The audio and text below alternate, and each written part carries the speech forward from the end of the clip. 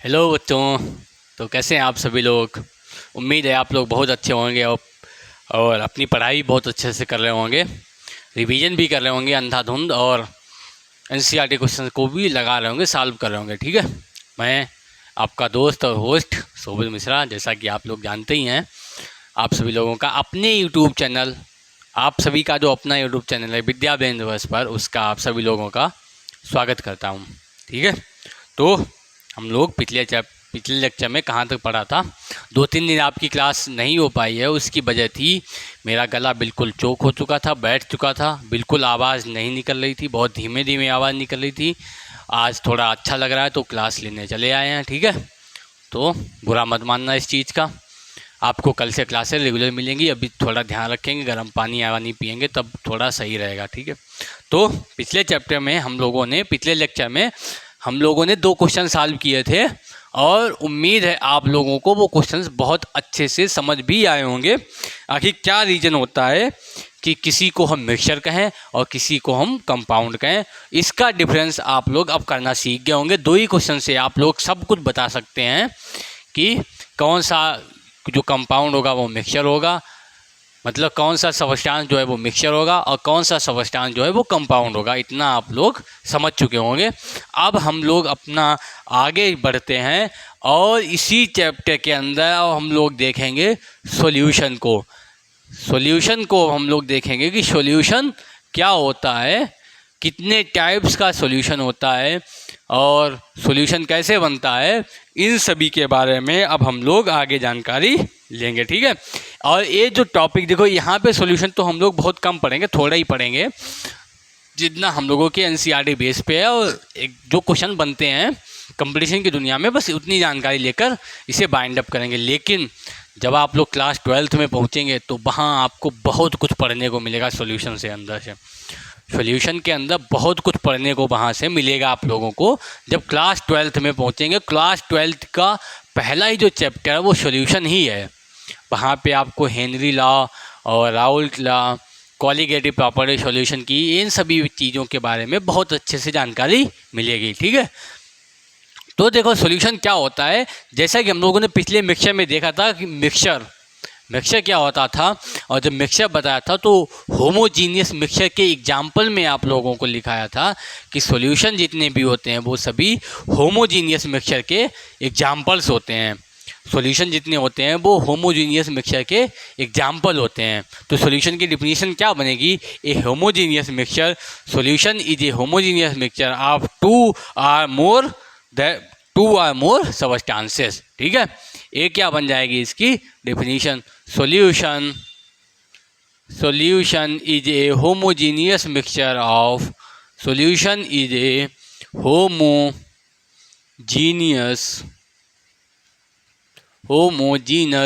mixture of two or more substances, ठीक है, समझ आया क्या है। मिक्सचर सॉल्यूशन जो होता है वो एक होमोजीनियस मिक्सचर है, 2 या अधिक सबस्टांसों का एक होमोजीनियस मिक्सचर है। क्या है, एक होमोजीनियस मिक्सचर है। इसका एग्जाम्पल जैसे हम लोग क्या लिख सकते हैं सॉल्यूशन के, जैसे शुगर सॉल्यूशन, जैसे salt solution, sugar solution, salt solution, और ऐसे बहुत सारे एग्जाम्पल लिख सकते हैं। और लिख सकते हैं petrol plus water, oil plus water लिख सकते हैं, ये भी एक मिक्सचर बन जाएगा। ये भी कैसा नहीं, ऑयल प्लस वाटर तो हम लोग नहीं लिखेंगे क्योंकि ये बन जाएगा किसका, हेट्रोजीनियस मिक्सचर का एग्जाम्पल बन जाएगा। एलॉयज लिख सकते हैं, एलॉय जितनी होती हैं वो भी सभी क्या हैं, एक सॉल्यूशन बन जाएंगी। एलॉय जितनी होती है वो भी सॉल्यूशन के अंतर्गत आ जाएंगी। इसके अलावा और भी लिख सकते हो, बहुत सारे एग्जाम्पल लिख सकते हो। सोडा वाटर जो हम लोग पीते हैं, मिलता है 10 रुपये का गिलास मिल जाता है कहीं भी बाहर निकलो तो। सॉफ्ट ड्रिंक जो हम लोग पीते हैं, जैसे कोल्ड ड्रिंक पीते हैं, सॉफ्ट ड्रिंक, ये सभी क्या हैं, ये सभी सॉल्यूशन के एग्जाम्पल्स ही हैं, ये सभी सॉल्यूशन के एग्जाम्पल्स ही हैं। ठीक है, तो इस तरह से हम लोग कह सकते हैं सॉल्यूशन क्या है, सॉल्यूशन एक होमोजीनियस मिक्सचर है और दो या दो से अधिक सब्सटेंसेस का एक होमोजीनियस मिक्सचर ही क्या है, सॉल्यूशन है। ठीक है, अब हम लोग सॉल्यूशन के एग्जांपल भी देख लिए हैं, डिफिनीशन नोट करो, तब तक हम थोड़ा पानी पी लेते हैं क्योंकि गला बिल्कुल बैठ चुका है, फिर से आवाज़ निकालने में थोड़ी प्रॉब्लम हो रही है, सॉरी है। ठीक है, तब तक इतना नोट करो, हम एक बस थोड़ा सा पानी पीते हैं।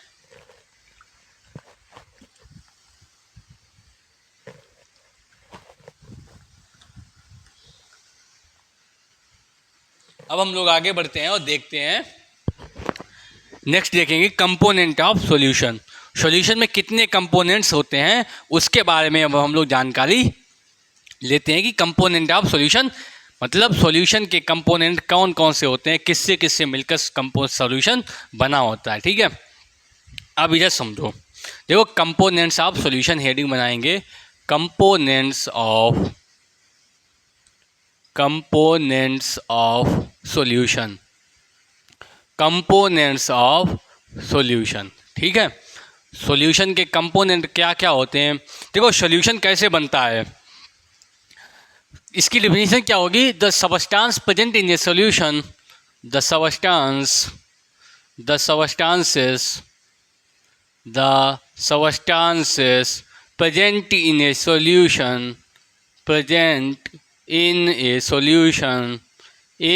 solution और called क्या कहते हैं इन्हें हम लोग, कंपोनेंट्स ऑफ द सॉल्यूशन। क्या बोलते हैं, कंपोनेंट्स ऑफ द सॉल्यूशन। ठीक है, जो सबस्टेंसेस जो सॉल्यूशन के अंदर प्रेजेंट होते हैं उन्हें ही हम लोग बोलते हैं सॉल्यूशन। अब देखो सॉल्यूशन कैसे बनता है, जब भी हम कोई सॉल्यूशन बनाते हैं तो उसके अंदर दो चीज़ें होती हैं, कौन कौन सी, एक तो होती है सॉल्वेंट, एक क्या होता है सॉल्वेंट, और दूसरा क्या होता है सोल्यूट, दूसरा क्या होता है सोल्यूट। ठीक है, कोई भी सॉल्यूशन जो बनेगा, जितने भी सॉल्यूशन बनेंगे उसके अंदर एक तो सॉल्वेंट होगा और सोल्यूट प्रेजेंट होगा। बिना सोल्यूट और सॉल्वेंट के कोई भी सॉल्यूशन नहीं बन सकता है। तो इसके कंपोनेंट क्या क्या हो गए, इसके दो कंपोनेंट हो गए, एक तो सॉल्वेंट और दूसरा सोल्यूट। ठीक है, एक तो सॉल्वेंट और दूसरा सोल्यूट। अब जो सॉल्वेंट क्या होता है, सॉल्यूशन के अंदर जो लिक्विड पार्ट होता है, जो लिक्विड होता है वही क्या होता है सॉल्वेंट होता है, और जो कम अमाउंट में हो वो क्या होगा, वो सोल्यूट होता है, वो क्या होता है सोल्यूट होता है, जो कि बहुत थोड़ी अमाउंट में होता है। ठीक है, चलो इतना नोट को, फिर हम लोग सॉल्वेंट के बारे में देखते हैं सॉल्वेंट क्या होता है। सॉल्वेंट समझते हैं सॉल्वेंट क्या होता है, आ जाओ फटाफट। अब हम लोग सॉल्वेंट को समझते हैं कि सॉल्वेंट क्या होता है। ठीक है, देखो कंपेयर करके पढ़ें, देखो सॉल्वेंट क्या होता है। अब हेडिंग बनाएंगे हम लोग सॉल्वेंट। ठीक है, क्या बनाएंगे सॉल्वेंट। अब सॉल्वेंट समझो क्या होता है, the liquid part of A solution. पहली इसकी पहचान देखते हैं, the liquid part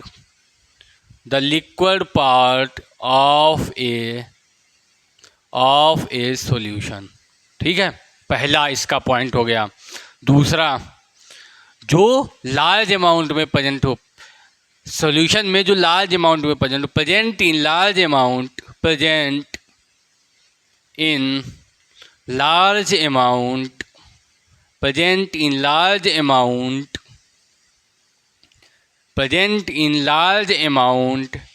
the solution. जो सॉल्यूशन के अंदर लार्ज अमाउंट में ज़्यादा मात्रा में हो वही क्या होगा सॉल्वेंट कहलाता है। ठीक है, अब देखो दो तरह से हम लोग इसकी डिफाइन कर सकते हैं। एक तो लिक्विड पार्ट जो होता है, जैसे शुगर सॉल्यूशन हो गया, साल्ट सॉल्यूशन हो गया, उसके अंदर जो लिक्विड पार्ट होता है उसे हम लोग बोलते हैं क्या, लिक्विड पार्ट बोलते हैं, उसे तो सॉल्वेंट कहते हैं। दूसरा जो लार्ज अमाउंट में हो उसे हम लोग क्या बोलते हैं सॉल्वेंट। और जो लार्ज अमाउंट में है तो लिखेंगे द लिक्विड पार्ट, या जो the liquid part in which solute particles dissolve, solute particles dissolve, ठीक है, इन विच सोल्यूट पार्टिकल्स डिजॉल्व। ये द पार्ट लिखते हैं, द पार्ट या the large amount in which, the large amount, the large amount in which solute particles dissolve, जिसके अंदर solute particle dissolve होते हैं उसे ही हम लोग बोलते हैं सॉल्वेंट। तो सॉल्वेंट को हम तीन तरह से डिफाइन कर सकते हैं। एक तो लिक्विड पार्ट, जो लिक्विड सॉल्यूशन बनते हैं, जितने भी लिक्विड सॉल्यूशन बनेगा, जैसे साल्ट सॉल्यूशन हो गया, अल्कोहल सॉल्यूशन हो गया, साल्ट सॉल्यूशन हो गया, शुगर सॉल्यूशन हो गया, इसके अंदर जो लिक्विड पार्ट होता है वो हम लोग मानते हैं कि वो सॉल्वेंट हो गया है, वो क्या होगा, वो सॉल्वेंट होगा, ठीक है। दूसरा, उसकी हम दूसरी तरह से डिफाइन कर सकते हैं, जो कि एक सॉल्यूशन के अंदर ज़्यादा मात्रा में प्रेजेंट हो, ज़्यादा अमाउंट में जो प्रेजेंट हो, ज़्यादा उसका जिसका रेशियो हो, वो क्या होगा, वो सॉल्वेंट कहलाता है। या जो वो एक ऐसा जो लार्ज अमाउंट जिसमें क्या हो, सोल्यूट पार्टिकल डिजॉल्व होते हो, जिसके अंदर सोल्यूट पार्टिकल घुल जाते हो, उसे हम लोग बोलेंगे सॉल्वेंट। इसके एग्जाम्पल जैसे क्या क्या लिख सकते हैं, जैसे एग्जाम्पल के तौर पर हम समझेंगे, जैसे पहला समझते हैं शुगर या सॉल्ट सॉल्यूशन, शुगर या साल्ट, मान लो ये सॉल्यूशन दिया है, ऐसे लिखा होगा, तो देखो इसके अंदर क्या होगा, शुगर या साल्ट सॉल्यूशन कैसे बनता है, इसके अंदर जो सॉल्वेंट होगा वो क्या होगा, इसके अंदर जो सॉल्वेंट होगा वो वाटर हो जाएगा, क्या हो जाएगा, वाटर इसके अंदर सॉल्वेंट हो जाएगा, ठीक है, इसके अंदर क्या हो जाएगा, वाटर हो जाएगा सॉल्वेंट। दूसरा, ये जो एनसीईआरटी बुक में दिए हैं उसके हम लोग एग्जाम्पल देखते हैं, जो पेंट्स होती हैं, पेंट जो हम लोग घरों पे करवाते हैं, उसके अंदर जो सॉल्वेंट होता है, पेंट किस में घुली रहती हैं, पेंट किस में घुलती हैं, तो उसे हम लोग बोलते हैं टर्पेंटाइन ऑयल, क्या बोलते हैं, टर्पेंटाइन, टर्पेंटाइन ऑयल, क्या बोलते हैं उसे, टर्पेंटाइन ऑयल, जो कि एनसीईआरटी में एक एग्जाम्पल दिया हुआ है, तो उसका हम लोग लिख लेते हैं कि जो पेंट होती है, पेंट में सॉल्वेंट क्या होता है, टर्पेंटाइन ऑयल जो होता है वो सॉल्वेंट होता है। और तीसरा एग्जाम्पल हम लोग लिख लेते हैं, कॉपर सल्फेट सॉल्यूशन जो होता है, उसके अंदर जो सॉल्वेंट होता है वो क्या होता है, वो वाटर होता है, क्या होता है, सॉल्वेंट वाटर होता है, क्या होता है, वाटर होता है, H2O उसके अंदर सॉल्वेंट होता है, ठीक है। तो पेंट के अंदर की जो पेंट्स आती हैं, जो हम लोग लेके आते हैं, पेंट्स जो किस में घुली रहती है, टर्पेंटाइन ऑयल, पेंट के लिए जो सॉल्वेंट होगा वो क्या होगा, वो टर्पेंटाइन ऑयल होता है, टर्पेंटाइन ऑयल होता है, ठीक है, इतना नोट करो। फिर हम लोग सोल्यूट समझते हैं, सोल्यूट क्या होता है, सोल्यूट क्या होता है, ये तो हो गया सॉल्वेंट। अब उम्मीद है सॉल्वेंट समझ आ गया होगा कि मतलब जिसके अंदर सोल्यूट पार्टिकल डिजॉल्व होते हैं, जिसके अंदर सोल्यूट पार्टिकल्स डिजॉल्व होते हैं, जो ज़्यादा अमाउंट में प्रेजेंट होता है, या जो लिक्विड पार्ट में होता है, उसे ही हम लोग बोलते हैं सॉल्वेंट, उसे ही कहते हैं सॉल्वेंट, ठीक है। अब देखो सॉल्वेंट वैसे यहाँ पे बताना तो नहीं चाहिए, लेकिन तब भी थोड़ा जानकारी दे देते हैं कि देखो सॉल्वेंट दो तरह से हो सकते हैं। एक तो वाटर हो सकता है, जिसे हम लोग बोलते हैं एक्वस सॉल्वेंट, जो वाटर होता है, और एक होता है non aqueous solvent. Non aqueous मतलब जिसके अंदर ऑर्गेनिक लिक्विड होते हैं, उन्हें हम लोग बोलते हैं नॉन एक्वस। और नॉन एक्वस में जैसे बेंजीन हो गया, टॉल्यूइन हो गया, वो सभी होते हैं नॉन एक्वस के अंदर, ठीक है। तो उतना हम लोग नहीं, बस समझ लो, एक या लिख लेते हैं, उसमें लिखने में कोई दिक्कत नहीं है। सॉल्वेंट जो होते हैं वो टू टाइप्स के होते हैं। एक तो देखो एक्वस सॉल्वेंट हो जाएगा, और एक नॉन एक्वस मतलब ऑर्गेनिक, नॉन ऑर्गेनिक हो जाएगा। तो एक्वस, एक तो एक्वस हो जाएगा एक्वस, और दूसरा नॉन एक्वस, जिसे लिख सकते हैं नॉन एक्वस, नॉन एक्वस, और इसे हम लोग बोल सकते हैं ऑर्गेनिक, ऑर्गेनिक सॉल्वेंट, क्या बोल सकते हैं, ऑर्गेनिक सॉल्वेंट्स, ठीक है। दो तरह से हो सकता है। एक्वस के अंदर मतलब होगा H2O वाटर, जहाँ पे भी एक्वस लिखा होगा उसका मतलब वहाँ पे वाटर होगा। और नॉन एक्वस में कौन कौन से इसके एग्जाम्पल हो जाएंगे, जैसे बेंजीन हो गया, ये अभी आप लोग नहीं समझेंगे बेंजीन क्या होता है या टॉल्यूइन क्या होता है। ये जब हम लोग 12th क्लास में पहुँचेंगे, जब आप लोग 12th क्लास में पहुँचेंगे तो आपको वहाँ पर पढ़ाऊँगा कि बेंजीन क्या होता है, टॉल्यूइन क्या होता है। जब आप 11th में पहुँच जाएंगे, 11th 12th में, वहाँ पे आप लोगों को कम्प्लीटली मिलेगा, ठीक है। तो ऐसे जब सॉल्वेंट टू टाइप्स के हो गए, तो एक्वस, जो एक्वस से बनेगा उसे हम लोग बोलेंगे एक्वस एक्वस सॉल्यूशन बोलेंगे जब इससे बनेगा, और जब इनसे बनेगा तो नॉन एक्वस सॉल्यूशन कहेंगे। क्या कहेंगे? Non aqueous solution. ठीक है, ये बस जानकारी के लिए बता दिया, अभी आप इतना प्रेशर ना दें क्या होता है। हाँ, लेकिन अगर कोई पूछ दे क्या नॉन एक्वस सॉल्यूशन भी होते हैं, तो बिल्कुल होते हैं, वहाँ पे बेंजीन टॉल्यूइन जैसे होते हैं। ठीक है, तो आप इतने जानकारी उन्हें बता सकते हैं कि हाँ नॉन एक्वस सॉल्यूशन भी होते हैं और एक्वस सॉल्यूशन भी होते हैं। ठीक है, अब हम लोग सोल्यूट पार्टिकल्स देखते हैं, सोल्यूट क्या होते हैं, फिर टाइप्स ऑफ सॉल्यूशन देखेंगे, वो इंपॉर्टेंट है, वहाँ से क्वेश्चन बहुत बनते हैं टाइप्स ऑफ सॉल्यूशन से। ठीक है, अब सोल्यूट पार्टिकल, सोल्यूट क्या होते हैं? देखो सोल्यूट होता है सॉल्यूशन के अंदर जो लेस अमाउंट में होता है और जो डिजॉल्व होता है। ठीक है, पहला इसका लिखेंगे the substance which dissolve, the substances which dissolve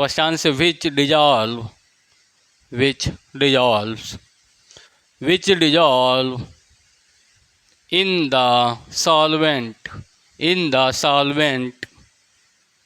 the substances which dissolve in the solvent is are called solute। जो घुल जाते हों उन्हें क्या हम लोग कहेंगे? जो घुल जाते हों उन्हें हम लोग बोलेंगे सोल्यूट पार्टिकल्स। और मतलब less amount present in A solution, less amount present in A solution. Solution के अंदर जिसकी लेस अमाउंट होगी, जिसकी कम अमाउंट होगी, वो क्या होगा? सोल्यूट पार्टिकल्स होगा। और दूसरा हो जाएगा जो डिजॉल्व हो जाता हो। जैसे एग्जांपल इसका हम लोग देखेंगे, केवल एक ही एग्जांपल से समझ लेंगे। जैसे शुगर सॉल्यूशन होता है, शुगर सॉल्यूशन जो होता है उसमें क्या होगा? उसमें जो सोल्यूट होगा वो क्या होगा? सोल्यूट होगा शुगर। मतलब चीनी जो होती है वो पानी के अंदर डिजॉल्व हो जाती है, तो सोल्यूट क्या हो गया? शुगर हो गया। और सॉल्वेंट क्या हो गया? यहाँ पे सॉल्वेंट हो गया वाटर। सॉल्वेंट क्या हो गया? वाटर। ठीक है, उम्मीद है समझ गए होंगे कि सॉल्वेंट क्या होता है और सोल्यूट क्या होता है, इतना आप लोग समझ गए होंगे। अब हम लोग आगे बढ़ते हैं टाइप्स ऑफ सॉल्यूशन की तरफ। उम्मीद है समझ गए होंगे कि सॉल्यूशन क्या होता है, सॉल्यूशन क्या होता है, सॉल्यूशन के अंदर सॉल्वेंट क्या होता है और सोल्यूट क्या होता है। सॉल्वेंट जो ज़्यादा अमाउंट में हो और जिसके अंदर क्या हो, जिसके अंदर जो है सोल्यूट पार्टिकल्स डिजॉल्व होते हैं, उसे हम लोग बोलते हैं सॉल्वेंट। और सोल्यूट क्या होता है? जो डिजॉल्व होता है सॉल्वेंट के अंदर, उसे या जो कम अमाउंट में प्रेजेंट हो उसे हम लोग बोलते हैं सोल्यूट। ठीक है, नोट कर लिया होगा, उम्मीद है इतना नोट कर लिया होगा। अब हम लोग आगे बढ़ेंगे और आज समझेंगे कि सॉल्यूशन कितने टाइप्स के हो सकते हैं। अब हम लोग उनके बारे में जानकारी लेते हैं कि सॉल्यूशन के टाइप्स क्या क्या होते हैं। ठीक है, टाइप्स ऑफ सॉल्यूशन, हेडिंग बनाएंगे टाइप्स ऑफ सॉल्यूशन। और ये इम्पॉर्टेंट है, यहाँ से क्वेश्चन बनते हैं एग्जामों में, यहाँ से क्वेश्चन बनते हैं। ठीक है, अब हम लोग इसमें समझेंगे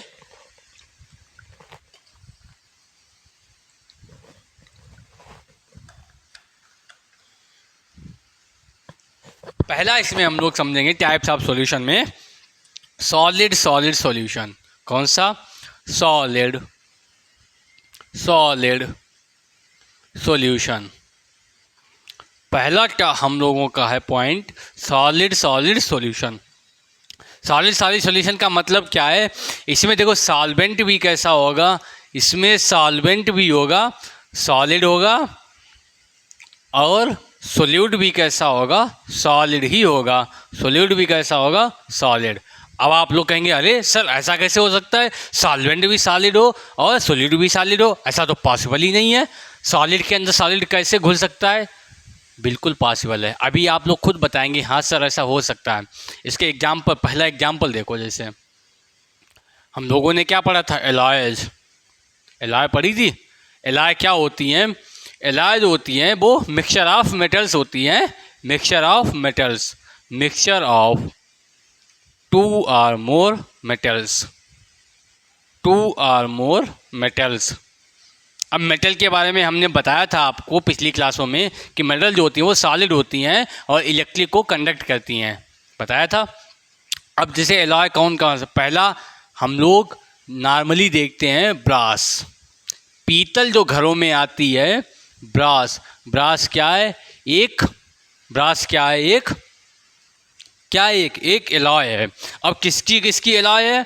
देखो इसके अंदर होता है कॉपर, ठीक है, कॉपर और जिंक, कॉपर और जिंक, ठीक है। अब समझो, कॉपर होता है प्रेजेंट कितना?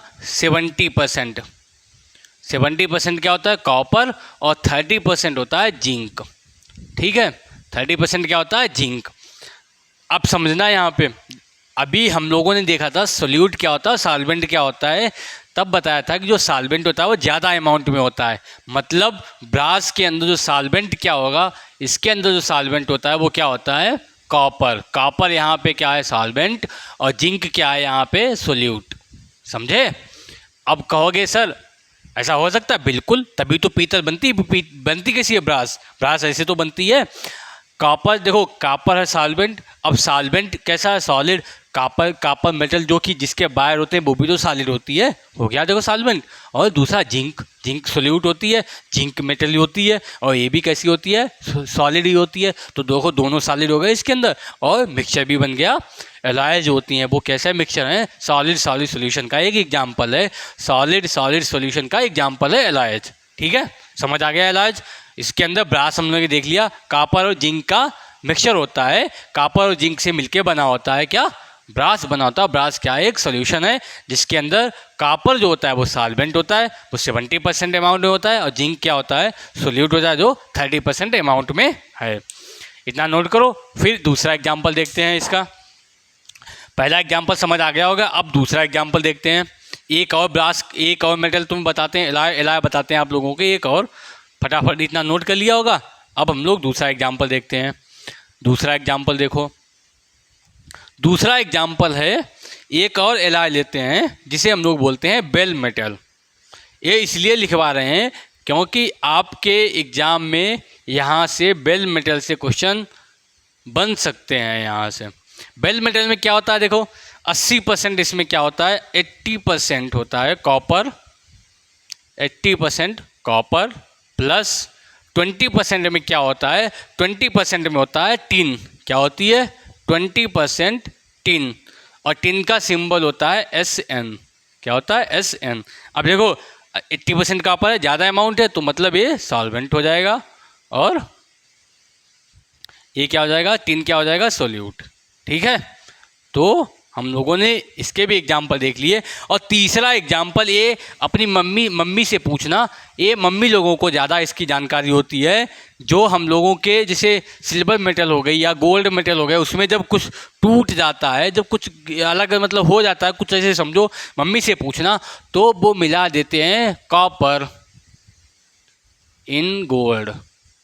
जो हम लोगों का सोना होता है, गोल्ड होता है, गोल्ड, देखो गोल्ड होता है, एक जानकारी इधर देखो, गोल्ड होता है 24 कैरेट का। प्योर गोल्ड जो कितने का होता है? 24 कैरेट का होता है। कितने का होता है? 24 कैरेट का होता है प्योर गोल्ड जो होगा। लेकिन प्योर गोल्ड से हम लोग ज्वेलरी नहीं बना सकते, आभूषण उससे नहीं बनाया जा सकते ज्वेलरी से।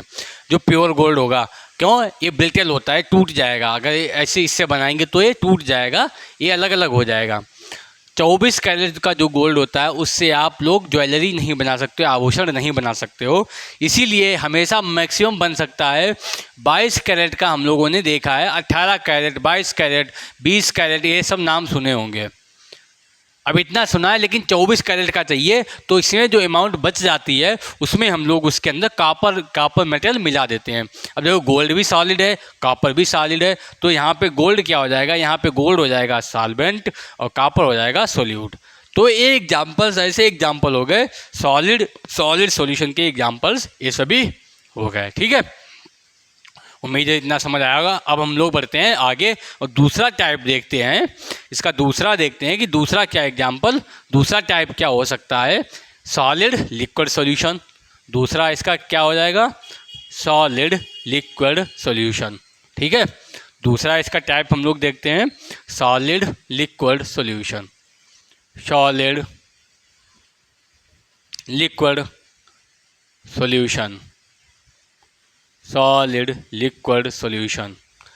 इसके अंदर मतलब इसका समझो, इसके अंदर जो सॉल्वेंट होगा वो क्या होगा, लिक्विड होगा। सॉल्वेंट जो होगा वो लिक्विड होगा। अब इसके बारे में तो आप लोगों को बताने की कोई जानकारी नहीं है कि इसके एग्जाम्पल क्या क्या हो सकते हैं, और सोल्यूट जो होगा वो क्या होगा, वो सॉलिड होगा। क्या होगा, सॉलिड। और इसका एग्जाम्पल मोस्ट फेवरेट एग्जाम्पल गर्मियों के मौसम में तो बहुत ज़्यादा इस्तेमाल हम लोग करते हैं, शुगर सॉल्यूशन।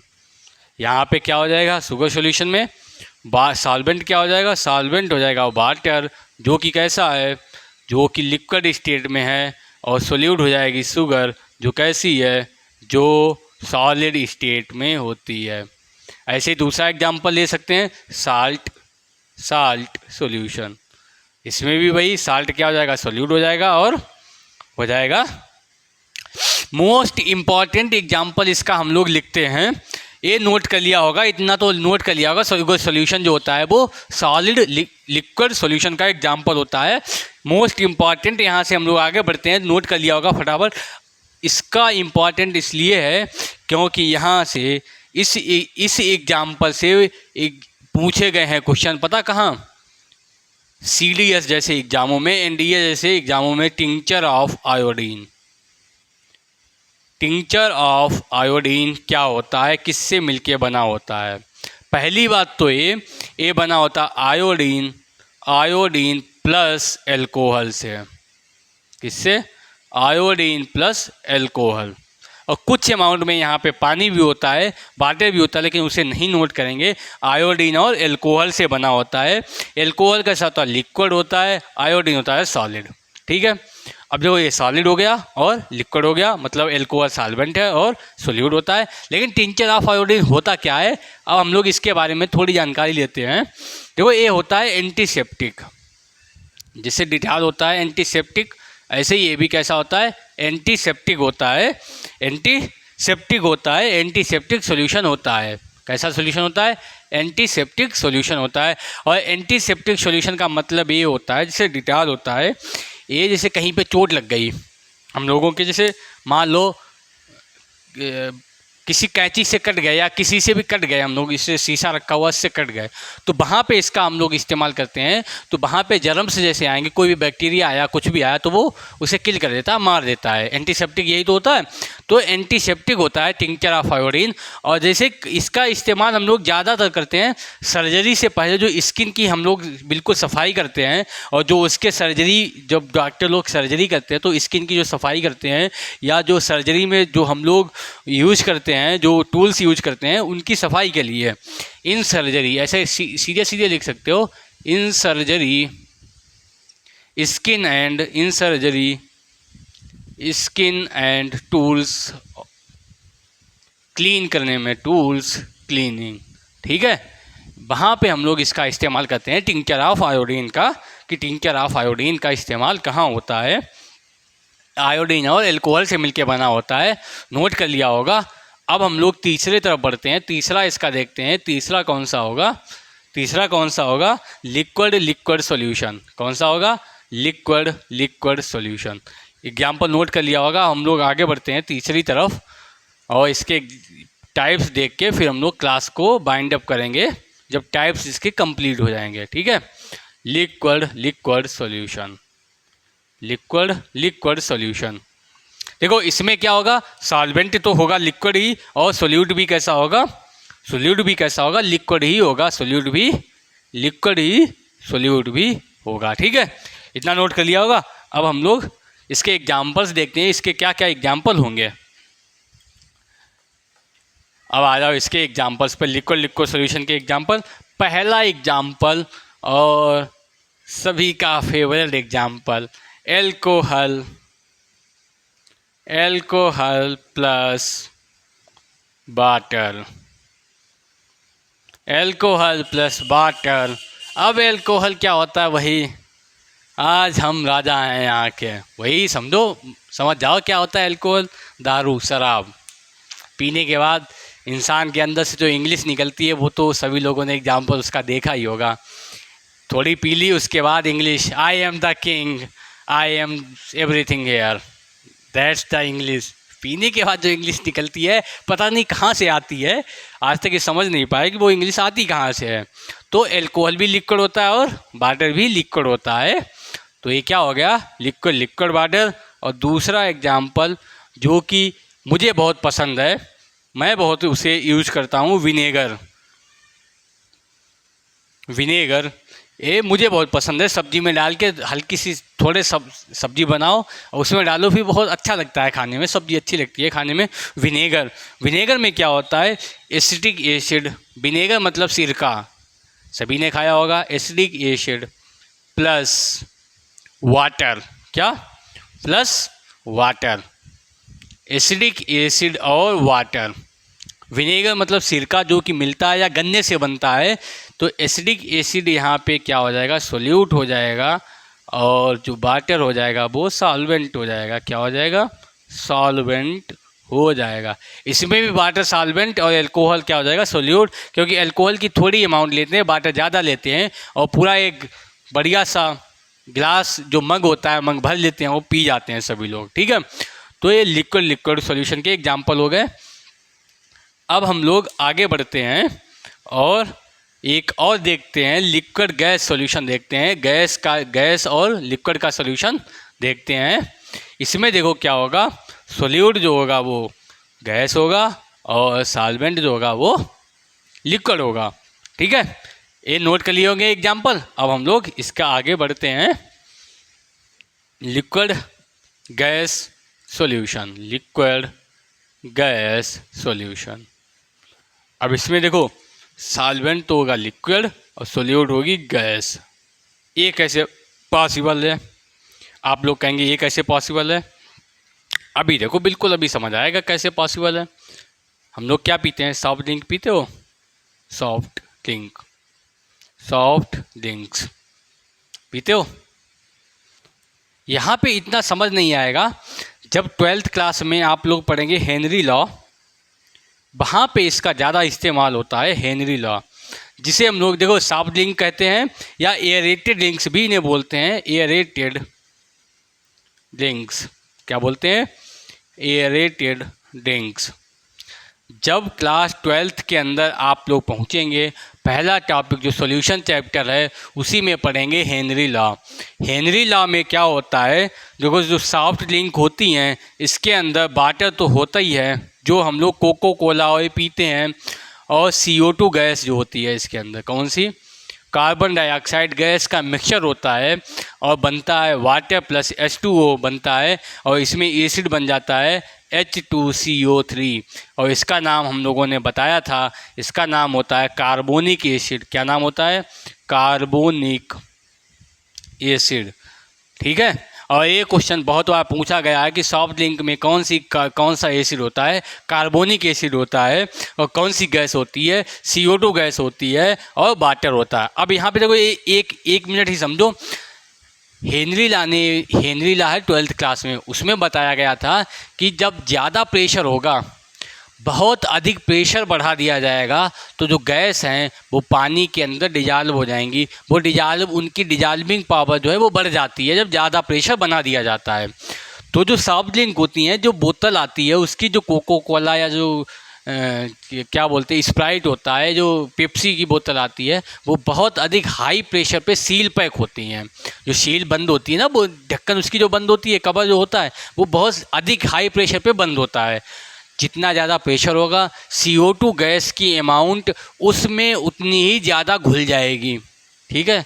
जितना ज़्यादा प्रेशर पे वो बंद होगी, सील पैक होगी, उतना ही ज़्यादा उसके अंदर क्या होगा, CO2 गैस घुलेगी, और जितनी ज़्यादा उसके अंदर CO2 गैस घुलेगी उतना ही वो पीने में अच्छी लगती है, में टेस्ट उतना ही अच्छा आता है, जितना CO2 गैस उस पानी के अंदर डिजॉल्व होगी, उसके अंदर घुली होगी। इसके लिए प्रेशर बहुत अधिक होना चाहिए। तो देखो वाटर कैसा होगा, लिक्विड हो गया और CO2 गैस हो गई, तो बन गया लिक्विड गैस सॉल्यूशन, ठीक है। इसका एग्जाम्पल बिल्कुल समझ आ गया होगा। अब हम लोग एक और देखते हैं, लास्ट एग्जाम्पल की तरफ बढ़ते हैं, गैस सॉल्यूशन। इतना नोट कर लिया होगा। अब हम लोग आगे बढ़ते हैं और देखते हैं गैस सॉल्यूशन। इसके अंदर क्या होगा, गैस भी क्या होगी, नंबर डाल लेना, नंबर पता नहीं कौन सा है, हम भूल गए हैं नंबर। देख लेना आप लोग, समझदार हैं इतना। गैस सॉल्यूशन, ठीक है। गैस सॉल्यूशन में क्या होगा, सॉल्वेंट भी क्या होगी, गैस, और सॉल्यूट भी क्या होगा, गैस। इसका पहला एग्जाम्पल, और जो कि हम लोगों की ज़रूरत भी है, बिना उसके गर्मियों में रहना बहुत ही मुश्किल होता है। और जैसे एग्जाम्पल क्या है, एयर। क्या है, एयर। एयर मीन्स हवा, जो हम लोगों को चारों तरफ से घेरे हुई है ना। अब देखो इसमें क्या होता है, इसमें कौन कौन सी गैस, देखो 78% क्या हो गई, नाइट्रोजन। 78% नाइट्रोजन गैस, प्लस और कौन सी गैस होती है, 20% ऑक्सीजन। 21% लिखो, 21% क्या होती है, ऑक्सीजन गैस। इसके अलावा और भी बहुत सारी गैसें होती हैं, जैसे आर्गन हो गई, और प्लस CO2 गैस हो गई। इतनी सारी गैस और भी होती हैं, लेकिन इतनी मेन होती हैं, ठीक है। अब देखो सबसे ज़्यादा कौन सी है, एयर में। अब देखना समझना। अभी देखो सबसे ज़्यादा गैस कौन सी है, सॉल्वेंट, मतलब नाइट्रोजन गैस। तो यहाँ पे सॉल्वेंट क्या हो जाएगा, सॉल्वेंट इसमें हो जाएगा नाइट्रोजन गैस और नाइट्रोजन गैस। और अभी उठो और आप लोगों के पड़ोस में जो बच्चा पढ़ता हो उससे जाकर पूछना कि एयर में सॉल्वेंट कौन सी गैस होती है, सॉल्वेंट कौन सी गैस होती है। अब वो नहीं बता पाएगा, और जब ना बता पाए तो उससे कहना नहीं बता पाया ना। क्यों, क्योंकि आप शोभित सर से नहीं पढ़ते हो। किससे नहीं पढ़ते हो, शोभित सर से केमिस्ट्री को नहीं पढ़ते हो, इसीलिए तुम्हें नहीं पता है कि एयर में कौन सा जो गैस होती है वो सॉल्वेंट होती है, और सोल्यूट कौन कौन सी गैसेस होती हैं। उसे तुरंत बताना कि पहुंच जाओ तुरंत विद्या ब्रेन बस यूट्यूब चैनल पर, और वहाँ आपको मिलेंगे शोभित सर, और शोभित सर से पढ़ लेना केमिस्ट्री।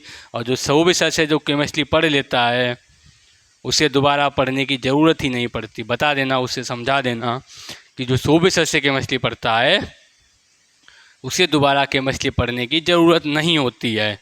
यहाँ से पढ़ाई नहीं होती, यहाँ जो कॉन्सेप्ट होते हैं वो दिमाग में घुसा दिए जाते हैं। बता देना, ठीक है। तो समझ आ गया। देखो 78% क्या है, 78% क्या है, नाइट्रोजन गैस। अब जो ज़्यादा था यही तो बताया था, सॉल्वेंट क्या होता है, जो लार्ज अमाउंट होता है, जो ज़्यादा अमाउंट में होता है। सॉल्वेंट क्या होगा, नाइट्रोजन गैस।